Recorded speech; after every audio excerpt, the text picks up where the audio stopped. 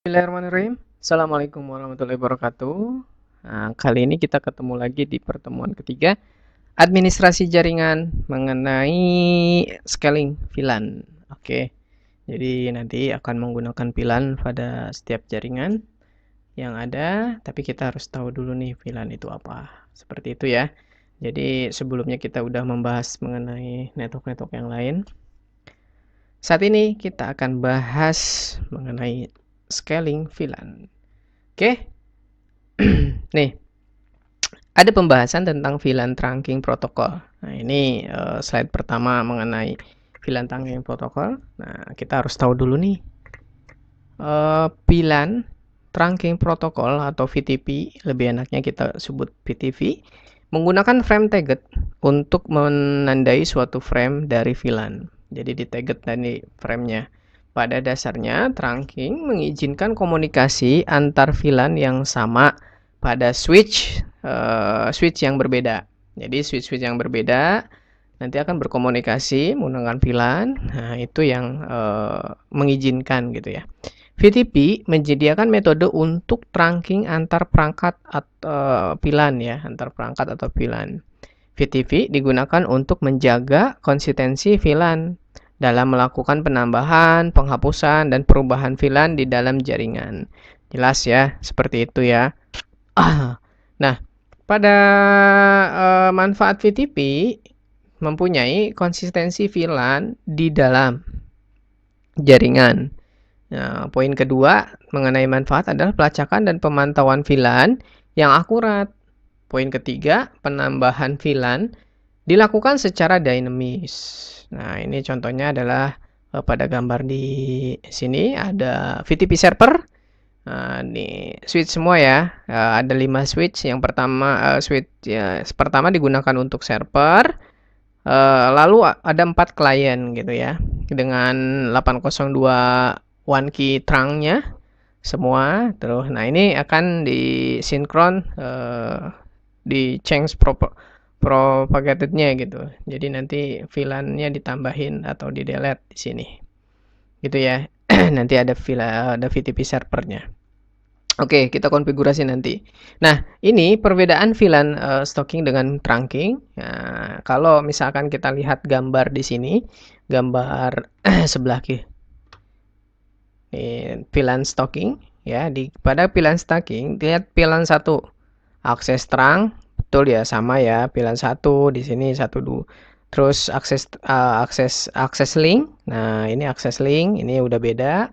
Lalu ini akses link VLAN 1. Ini cuma satu VLAN kalau VLAN stocking. Kalau VLAN trunk itu VLAN 1, VLAN 2, VLAN 3.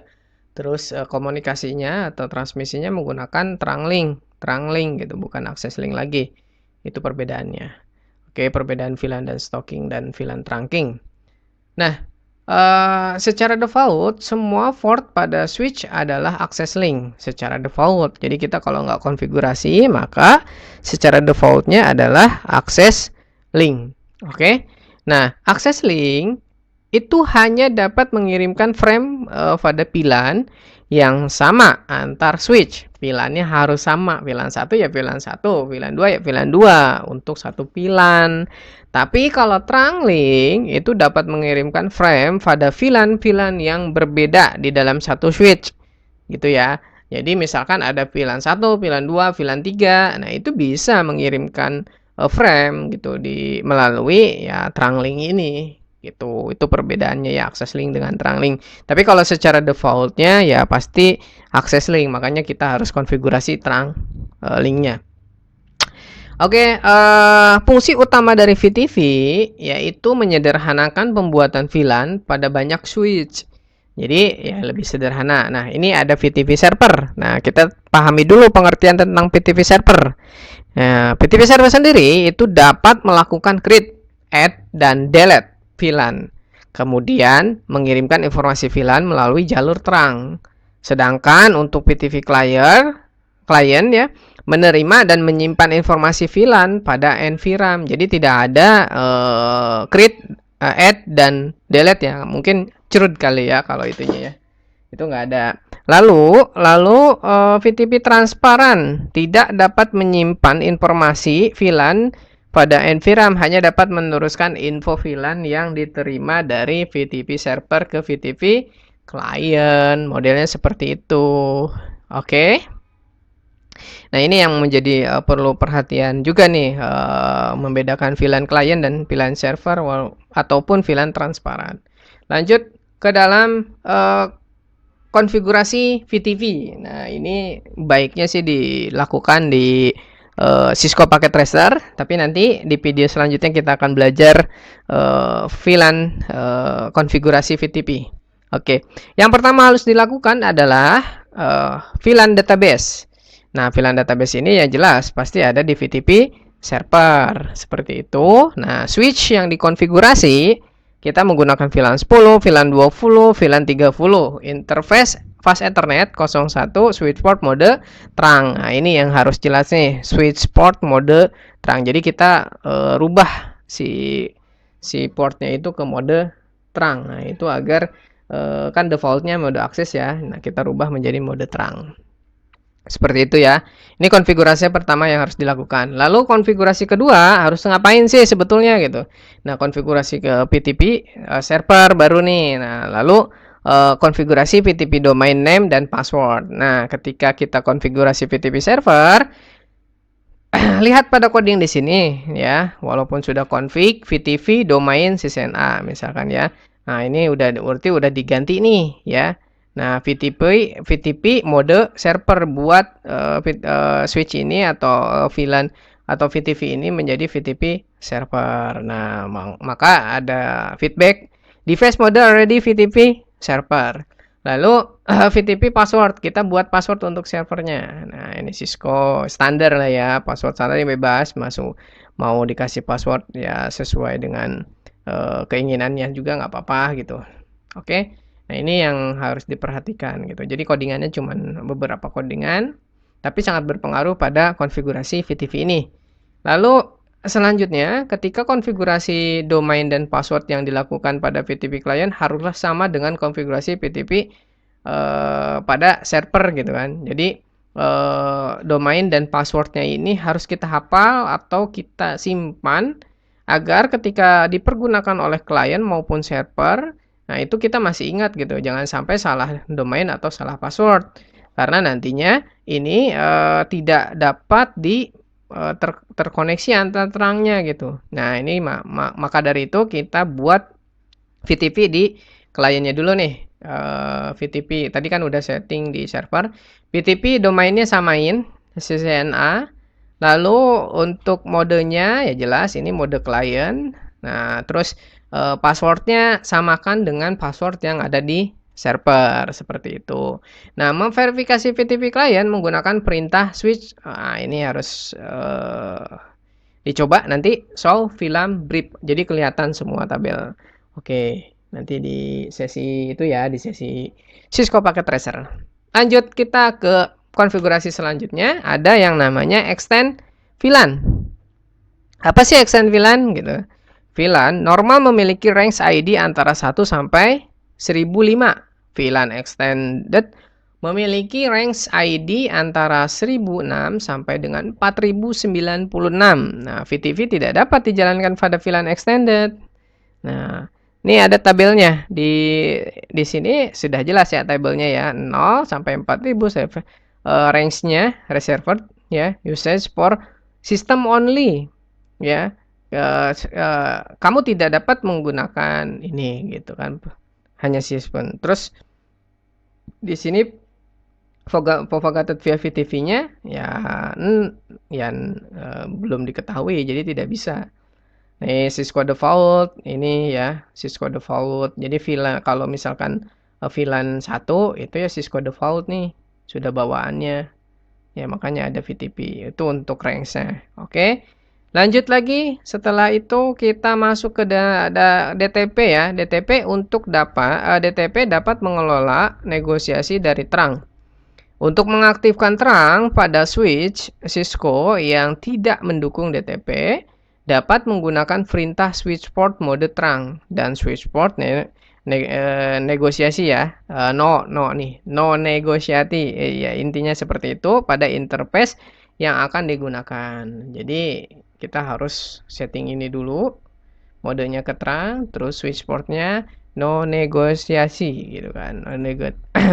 Nanti penulisannya jangan negosiasi, tapi penulisannya ya sesuai dengan tulisan itu. Nah, ini troubleshoot pada VTP dan DTP. Terdapat 4 masalah umum terhadap VTV. Nah, ini yang sudah dirangkum oleh tim. Versi VTV tidak kompatibel. Nah, ini dia yang jadi permasalahan paling banyak. Masalah sandi password pada VTP. Wah iya, ini juga masalah sangat banyak. Nama VTP domain salah tidak sama. Nah, ini yang satu paket ya, password sama domain.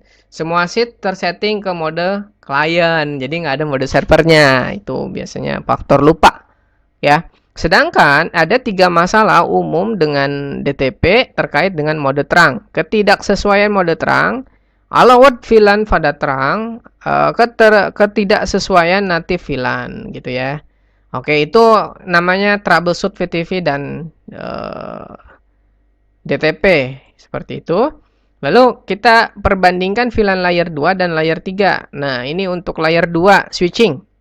Switch layer 2 tidak dapat meneruskan paket data, jelas, yang menghubungkan antara dua VLAN yang berbeda. Kalau layer 3 switching layer 3 dapat meneruskan paket data dari VLAN yang berbeda. Jaringan perusahaan modern menggunakan switch multi-layer untuk mencapai pengolahan paket yang tinggi. Ya, sekarang udah penggunaan di layer 3 rata-rata switchingnya. Ya, sudah modern, sudah manageable ya. Oke, dilanjut kembali interVLAN routing. Nah, ini routing dapat ditransfer ke lapisan core dan distribusikan dan kadang-kadang bahkan lapisan akses tanpa mempengaruhi kinerja jaringan. Nah, ini sedikit gambaran mengenai interVLAN routing. Ada interface sebelah kiri ini ada dua gambar, Nah, ini core ya, routing core-nya, lapisan core. SPI, VLAN 10, 10.1.1 ini untuk IP address-nya. Nah, itu nanti kita akan coba kita praktikkan di Cisco Packet Tracer, namun tidak di video ini ya, nanti akan saya sematkan. Oke. Terus gimana konfigurasi di interVLAN routing? Nah, oke. Ini konfigurasi interVLAN routing. Kita bahas dulu dari gambar di atas. Ini ada routing R1, routernya ya. Terus terhubung dengan mode terang pada switch. Terus ini di FO11 F011 ya, pas Ethernet 0 ya, itu VLAN 10. Di pas Ethernet 06 itu VLAN 30. Oke. Nah, codingnya atau konfigurasinya kita konfigurasi switch dulu. Lihat, kita akan bikin VLAN dulu ya, VLAN 10 dan VLAN 30. Untuk interface F05 itu modenya terang. Nih, switch port mode terang. Ini F05 ya, di switch mode terang. Oke. Nah, itu konfigurasi sederhana. Lalu kita masuk ke dalam konfigurasi routernya nih, routernya. Di konfigurasi routernya sendiri tadi kan ini konfigurasi switch. Nah, ini konfigurasi routernya. Diklik aja ya routernya. Untuk gigabit Ethernet 0.0/0.10 yang ini ya, gigabit Ethernet 0.10. Lalu di encapsulation.IK-nya 10, IP address-nya sekian ya, sesuai dengan apa yang dituliskan di sini 172.1/24, yaitu 255.255.255 ya, harus sesuai. Interface G, nah ini untuk yang VLAN 30 sama di encapsulation juga. Lalu sematkan di IP address, yang cuma diganti adalah ininya ya 30 ya, IP-nya. Nah, semuanya hampir sama, cuman belakangnya 30. Lalu kita ketikkan lagi interface G 0./0 shutdown, nyalain. Ya, seperti itu untuk konfigurasi simpelnya untuk interVLAN. Lalu kita akan di sesi berikutnya kita akan mencoba membuat Cisco Packet Tracer dengan skema jaringan seperti ini. Ya, nanti kita akan buat VLAN 10, VLAN 30, VLAN ini VLAN 10 ya, ke atas, VLAN 30 ke bawah. Jadi ada eh 2 VLAN yang akan bekerja di sini. Oke, itu aja dari saya pada pertemuan kali ini. Dicukupkan. Terima kasih sudah menyimak video pembelajaran ini. Mudah-mudahan ilmunya bermanfaat dan saya akhiri. Wassalamualaikum warahmatullahi wabarakatuh.